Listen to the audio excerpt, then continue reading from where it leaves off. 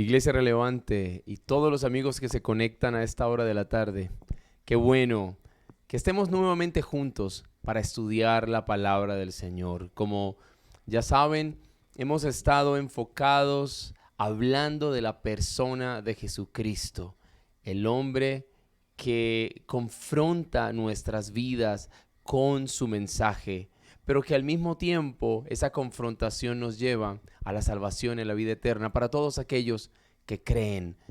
Hemos estado hablando de Jesucristo como Dios, pero la semana pasada iniciamos hablando acerca de la encarnación, esta naturaleza humana de Jesús que no podemos negar porque está muy clara en la Escritura. Vamos a orar para pedirle al Señor sabiduría y pedirle a Él que nos haga no solamente oidores de la palabra, sino también hacedores de ella. Padre, ponemos en tus manos este tiempo y rogamos que tú por favor abras nuestro corazón y que el poder de tu palabra pueda renovar nuestra mente, como dice Pablo a los Romanos, que seamos transformados por medio de la renovación de nuestra mente. Te pedimos esto en el nombre de Jesús. Amén. La semana pasada hablamos acerca de una de las razones de la encarnación. Y esa razón, que es una de las principales, fue revelar al Padre. Hablamos acerca de que Dios, siendo espíritu infinito, no podía presentarse delante de los seres humanos en esa esencia divina. Por lo tanto, para revelarse a nosotros en Cristo, tuvo que encarnar. Y esa es una de las razones por las cuales Cristo vino como hombre. Hoy quiero que toquemos de manera breve las demás razones por las cuales Jesucristo vino a esta tierra como hombre. Y usted va a ir leyendo estas razones y estos textos bíblicos conmigo.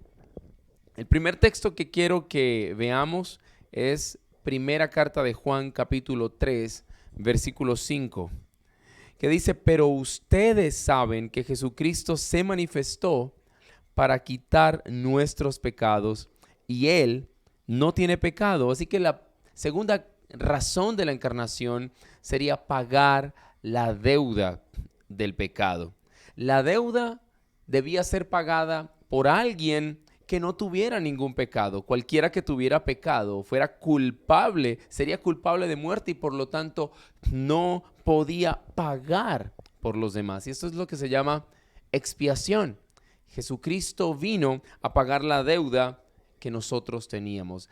Y es muy importante porque si hacemos un contraste con las demás religiones, la mayoría de ellas tienen algo llamado karma, que muchas veces se hacen chistes y bromas al respecto del karma. Pues bien, en el Evangelio, en Cristo no hay karma, en Cristo hay misericordia. El karma es recibir lo que uno merece, pero aquellos que estamos en la fe de Jesús no recibimos lo que merecemos, en cambio recibimos gracia. Ahora Dios no deja de ser justo por ello, porque Cristo pagó la deuda por nuestros pecados. En segundo lugar, la segunda razón por la cual Cristo vino como hombre es que Él se convirtió en nuestro sumo sacerdote, habiendo experimentado nuestras debilidades. Y quiero que lea conmigo Hebreos capítulo 2, verso 17, que dice: por eso era preciso que en todo se asemejara a sus hermanos, para ser un sumo sacerdote fiel y misericordioso al servicio de Dios, a fin de expiar los pecados del pueblo. Así que lo que hace Jesús es ponerse en el lugar del pecador como sumo sacerdote. En el Antiguo Testamento había un intermediario entre el pueblo y Dios. Se acercaba al lugar santísimo donde habitaba la presencia de Dios y ofrecía sacrificios por el pecado de la gente. Ahora Cristo es ese sumo sacerdote, pero al mismo tiempo, como dice Hebreos, Él es el sacrificio. Y era necesario que se asemejara, que viniera en semejanza de hombre. Y eso es muy importante tenerlo en cuenta. Era necesario que Jesucristo encarnara. Así que es lo que hace Jesús, presentarse delante del Padre como mediador. Pablo lo dice claramente a Timoteo: hay un solo Dios y hay un solo mediador entre Dios y los hombres, Jesucristo, hombre. Y hace este énfasis.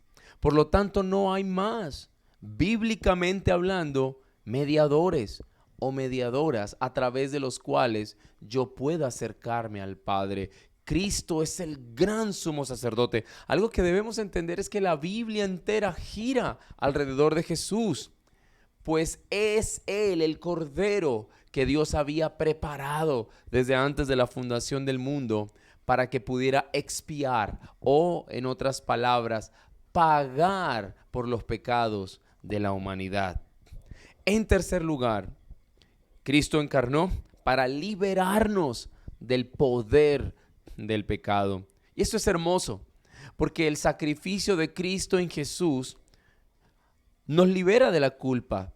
Y esto es lo que hace la justificación. Por la fe que yo tengo en Cristo Jesús, soy justificado. Y yo creo que vale la pena que haga énfasis en la palabra sola. Por la sola fe soy justificado delante de Dios. Pero ahora bien, esto es un regalo inmerecido. Pero el sacrificio de Cristo, la encarnación de Cristo, no solamente me hace justo, me libera de la culpa, sino que también en un proceso que la Biblia llama santificación, Jesús me libera del poder del pecado. Y esto es maravilloso.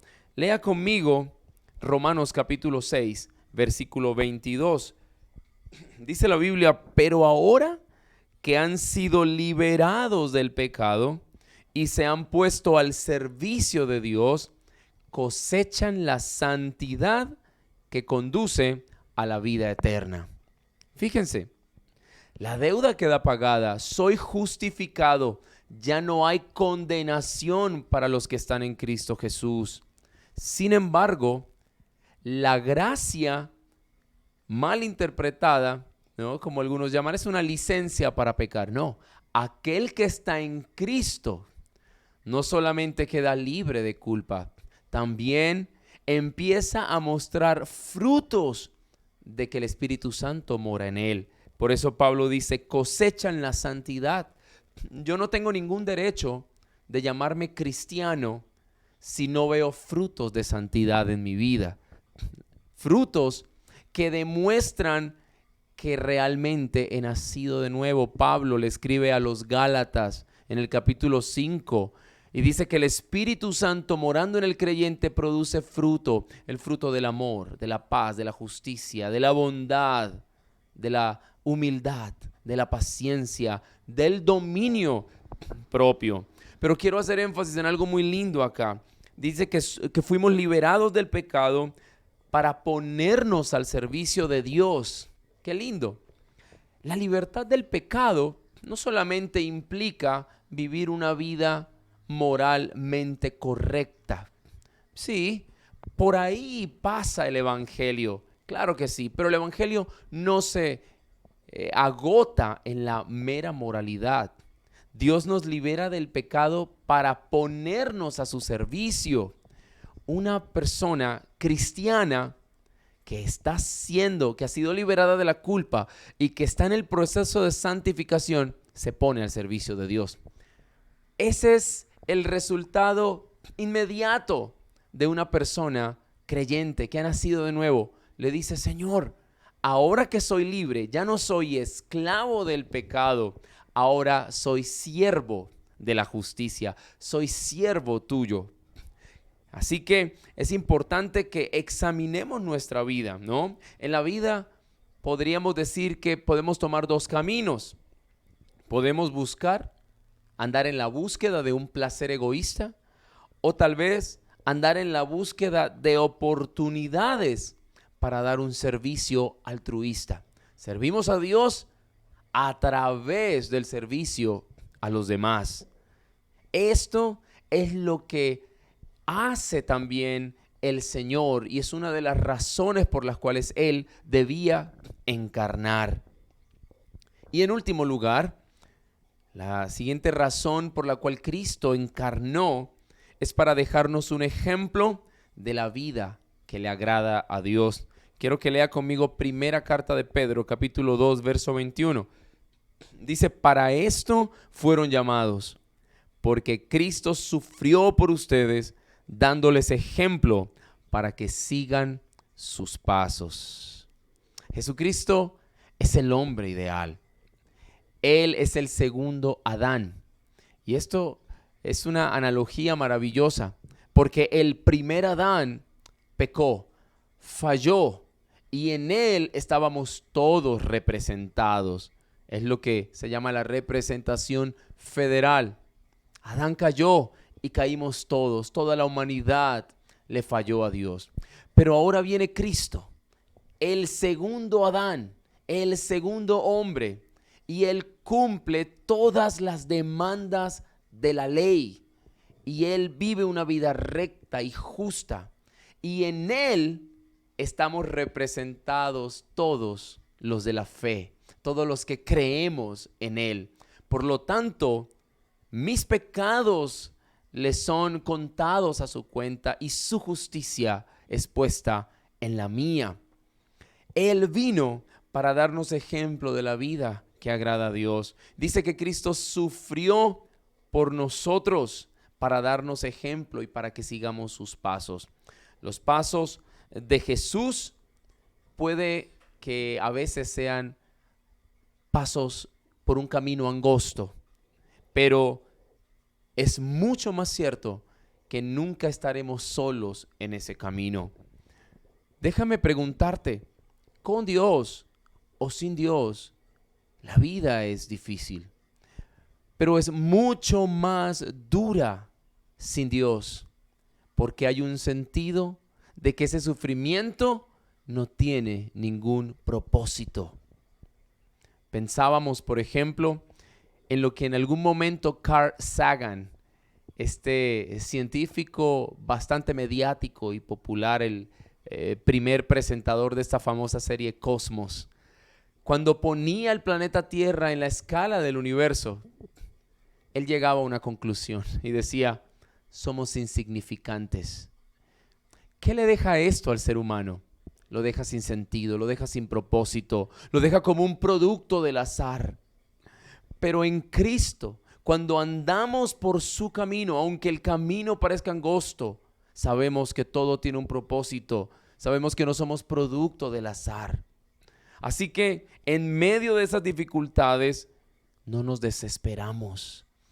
Podemos sentirnos débiles, pero hallamos fuerzas en nuestro Jesús, sabiendo que hay un propósito y que hay una esperanza. Amigos, la encarnación de Jesús confirma, número uno, la grandeza de nuestro Dios. En segundo lugar, a nivel práctico, la encarnación de Jesús también afirma el valor que tú y yo tenemos delante de Dios. Hay muchas historias que se han convertido en películas taquilleras, historias de búsqueda y rescate. Y estas historias llaman mucho la atención, no solo por la acción que tienen, sino también por aquellos valores humanos que se presentan en ellas. Pero ninguna historia de rescate se asemeja a la historia de Dios rescatando a su pueblo. Porque siendo Dios, Espíritu Santo e infinito, se hace hombre, se hace carne para venir a identificarse con nosotros. Amigos, Dios nos da la certeza de que somos amados e importantes. Recuerden que en Cristo no existe el karma, en Cristo existe la misericordia. No recibimos lo que merecemos y esto nos llena de gratitud. Asumimos la vida con una actitud actitud diferente. Y cada cosa que tenemos la apreciamos sobremanera y la disfrutamos. Amigos, Dios no solamente nos ha librado de la culpa, también en un proceso nos libra del poder del pecado. Y cada día se refleja en nosotros el carácter de Jesús. Sin duda alguna nuestra vida cambia, nuestra vida mejora, nuestras relaciones interpersonales son diferentes. Amamos más, perdonamos más, confiamos más y nos desesperamos menos. En la medida en que nuestra relación y conocimiento de Dios aumentan. Hoy recuerda que Cristo encarnó, que Dios encarnó en Cristo para demostrarnos su gran amor por nosotros. Así que quiero que oremos y que el Señor pueda darnos convicción de su gran amor por la iglesia. Dios, yo te quiero dar gracias por haber encarnado en Cristo y gracias porque esto significa para nosotros la liberación de la culpa, pero también la liberación del poder del pecado en nosotros. Cada día nos santificas y cada día se refleja más el carácter de Cristo en nuestro caminar diario. Por favor, ayúdanos para que podamos disfrutar de una nueva vida en Cristo Jesús y descansar en la esperanza que tenemos de que así como Jesús venció al mundo, nosotros también venceremos cualquier dificultad y circunstancia adversa que se nos presente, siempre poniendo la mirada en el premio del supremo llamamiento que tú nos has hecho en Cristo Jesús. Amén. Pido al Señor que cada día tus fuerzas se renueven y que la gracia y la paz del Señor aumenten en ti, en tu diario caminar. Un abrazo grande para todos y gracias por estar con nosotros.